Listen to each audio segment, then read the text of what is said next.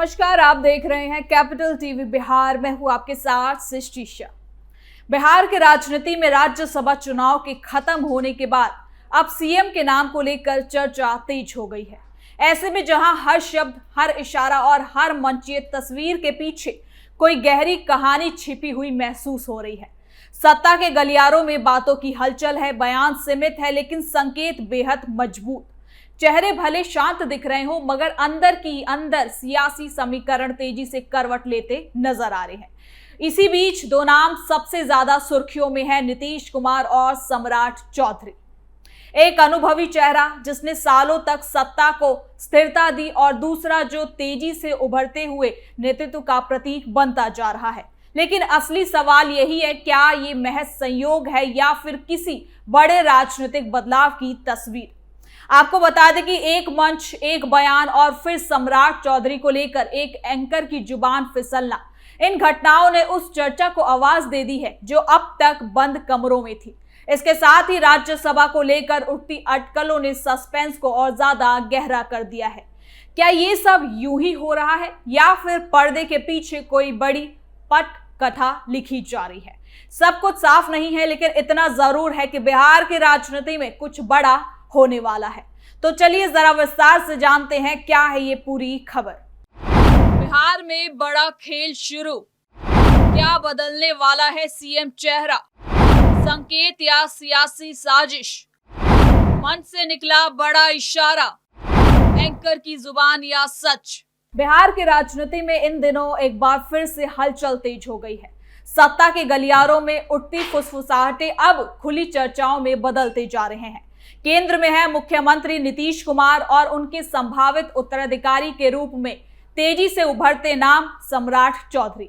हाल की कुछ घटनाओं ने इस चर्चा को और ज्यादा तेज कर दिया है कि क्या बिहार में नेतृत्व परिवर्तन की जमीन तैयार हो रही है या फिर तैयार हो चुकी है। सबसे पहले चर्चा तब तेज हुई जब एक सार्वजनिक मंच पर नीतीश कुमार ने सम्राट चौधरी को जिस अंदाज में संबोधित किया उसे महज औपचारिकता नहीं माना गया। उनके शब्दों और हाव भाव में जो सहजता थी उसने राजनीतिक जानकारों को ये सोचने पर भी मजबूर कर दिया है कि कहीं ये भविष्य की ओर इशारा तो नहीं।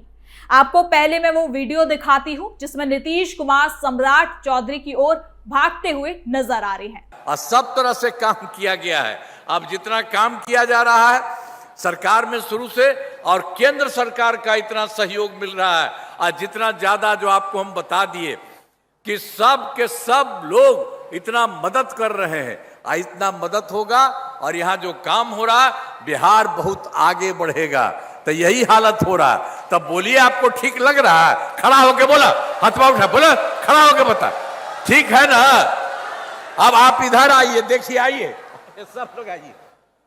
अरे अब इन लोगों को कहिए, पूरे तौर पर हाथ उठा करके बताइए। सब लोग पूरा काम चारों तरफ कर रहे हैं, तब कर रहे हैं तो बहुत अच्छा होगा। और केंद्र सरकार का जो सहयोग मिल रहा है उसके चलते आप समझ लीजिए बहुत अच्छा आपका होगा। अब पूरा बिहार बहुत आगे बढ़ेगा और बिहार इतना अच्छा होगा कि कुछ ही राज्य देश में है जो बाकी जगह नहीं है, तो यहाँ इतना अच्छा होगा। तो केंद्र का सहयोग है और सब काम हो रहा, तब अच्छा लगना रहा आपको। आप लोग आए तो हथवा उठावा, ठीक लगता है ना? तो बहुत बहुत बधाई आपको, बहुत बहुत धन्यवाद। अभी हम इनको भी लाते हैं, आप हाथ उठाइए।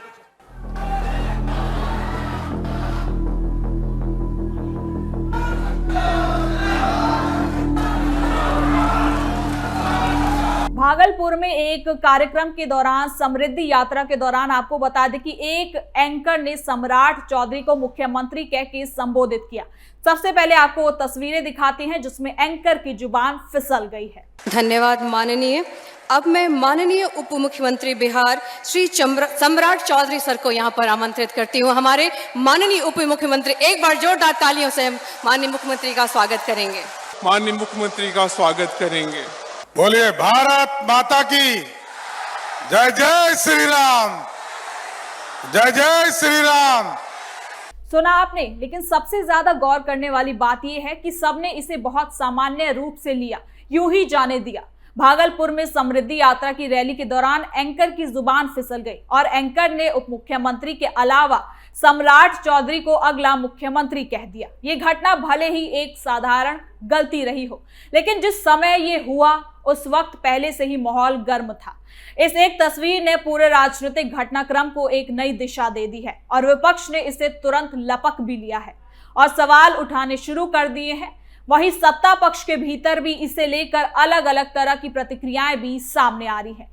तो चलिए आपको इस रिपोर्ट में राजनीतिक संकेत के बारे में बताते हैं जो इन दिनों बिहार में देखने को मिल रही है। राजनीति में अक्सर कहा जाता है कि बातें यूं ही नहीं निकलती और यही वजह है कि इस घटना को भी कई लोग अंदर खाने चल रही रणनीति से जोड़कर देख रहे हैं। हालांकि बीजेपी और जेडीयू के नेताओं ने इस पर कोई आधिकारिक बयान नहीं दिया, लेकिन ये साफ है कि इस एक घटना ने चर्चा को और ज्यादा गहरा कर दिया है।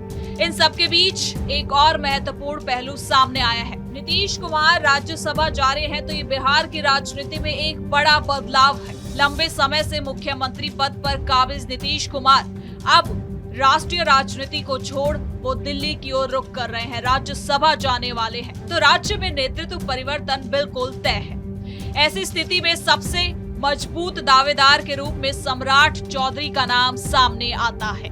वर्तमान में वो उप मुख्यमंत्री है और बीजेपी के प्रमुख चेहरों में से एक गिने जाते हैं। पिछले कुछ सालों में उन्होंने न केवल संगठन में अपनी पकड़ को मजबूत किया है, बल्कि सरकार के भीतर भी सक्रिय भूमिका निभाई है। उनकी राजनीतिक शैली आक्रामक और स्पष्ट मानी जाती है, जो उन्हें एक अलग पहचान भी देती है। राजनीतिक समीकरणों की बात भी अगर करें तो राष्ट्रीय जनतांत्रिक गठबंधन यानी कि एनडीए की स्थिति फिलहाल बहुत मजबूत है। 2025 के विधानसभा चुनाव के बाद गठबंधन ने स्पष्ट बहुमत हासिल किया था, जिससे सरकार की स्थिति बनी हुई है। ऐसे में अगर केंद्रीय नेतृत्व परिवर्तन होता है तो ये किसी संकट का परिणाम नहीं, बल्कि एक रणनीतिक बदलाव होता है। बीजेपी के लिए भी ये एक अवसर के रूप में देखा जाएगा। लंबे समय से नीतीश कुमार के नेतृत्व में सरकार चलाने के बाद अब पार्टी अपने नेतृत्व को आगे लाना चाहती है। सम्राट चौधरी इस भूमिका के लिए उपयुक्त माने जा रहे हैं, क्योंकि वो पहले से ही सत्ता और संगठन दोनों में काफी एक्टिव माने जाते हैं। हालांकि बिहार के राजनीति को समझना इतना आसान भी नहीं है। यहाँ जातीय समीकरण, क्षेत्रीय संतुलन और गठबंधन की मजबूरियां हर फैसले को प्रभावित जरूर करती है। नीतीश कुमार जैसे अनुभवी नेता बिना ठोस रणनीति के कोई बड़ा कदम उठाए, ये कैसे संभव हो सकता है? इसलिए अगर वो किसी बदलाव की दिशा की ओर सोच रहे तो इसके पीछे गहरी राजनीतिक गणना जरूर हो सकती है। तो वहीं विपक्ष भी इस पूरे घटनाक्रम पर नजर बनाए हुए है। महागठबंधन के नेताओं का कहना है कि सत्ता पक्ष के भीतर अस्थिरता का संकेत है। उनका कहना है कि अगर सब कुछ सही और ठीक चल रहा है तो इस तरह की अटकलें आखिर क्यों लगाई जा रही हैं। हालांकि सत्ता पक्ष इन आरोपों को खारिज कर रहा है और इसे महज अफवाह बताता है। इसके साथ ही आपको बता दें कि नीतीश कुमार के राज्यसभा का सदस्य निर्वाचित होते ही सीएम पद से उनके इस्तीफे का काउंटडाउन शुरू हो चुका है। उनके इस्तीफे की तारीख का अनुमान भी लोग लगाने लगे हैं। सब कुछ ठीक रहा तो पखवाड़े भर में वो बिहार विधान परिषद की सदस्यता छोड़ देंगे। सीएम पद छोड़ने में थोड़ा वक्त लग सकता है, पर इतना तो तय माना जा रहा है कि 15 अप्रैल तक वो सीएम पद से भी इस्तीफा दे देंगे। जन प्रतिनिधित्व कानून के मुताबिक कोई व्यक्ति एक साथ 2 सदनों का सदस्य नहीं रह सकता है। एक सदन का सदस्य रहते कोई दूसरे सदन का सदस्य निर्वाचित होता है तो उसे किसी एक सदन से 14 दिनों के अंदर इस्तीफा देना होता है। नीतीश राज्यसभा के लिए 16 मार्च 2026 को निर्वाचित हुए।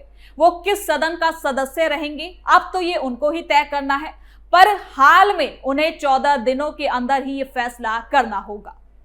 नीतीश के संदर्भ में वो तारीख 30 मार्च होगी। वो पहले से बिहार विधान परिषद के सदस्य हैं। अनुमान ये भी लगाए जा रहे हैं कि नीतीश कुमार अपनी चल रही समृद्धि यात्रा खत्म होते ही इस्तीफा भी दे सकते हैं। हालांकि वो चाहे तो विधान परिषद से इस्तीफा के बाद भी 6 महीने तक सीएम पद पर बने रह सकते हैं। नीतीश के सीएम पद छोड़ने पर बीजेपी से नया सीएम बनना भी ये बिल्कुल बात तय हो चुकी है। आपको बता दें कि बिहार में बीजेपी का मुख्यमंत्री बनना ऐतिहासिक पल होगा। बिहार में पहली बार बीजेपी का नेता कोई मुख्यमंत्री बनेगा। बीजेपी की सालों पुरानी मुराद अब पूरी होगी। लंबे समय से बिहार के मुख्यमंत्री पद की चाहत बीजेपी की रही है। 2005 से नीतीश कुमार की अगुवाई में एनडीए सरकार चल रही है, जिसमें मुख्यमंत्री हमेशा जेडीयू का ही रहा है। बीजेपी 2 मौकों पर सबसे बड़ी पार्टी होने के बावजूद भी मुख्यमंत्री पद से वंचित रही है। अब नीतीश कुमार के राज्यसभा जाने के फैसले के साथ ही बीजेपी का ये लंबा इंतजार भी यहां पर अब खत्म हो जाएगा। यानी कि आने वाले समय में ये देखना बहुत दिलचस्प होगा कि क्या ये अटकलें सच साबित होती है या फिर ये सब केवल चर्चा तक ही सीमित रह जाता है। नीतीश कुमार का अगला कदम इस पूरी कहानी की दिशा को तय करने वाला है। तो फिलहाल के लिए इस खबर में इतना ही। देखते रहिए कैपिटल टीवी बिहार।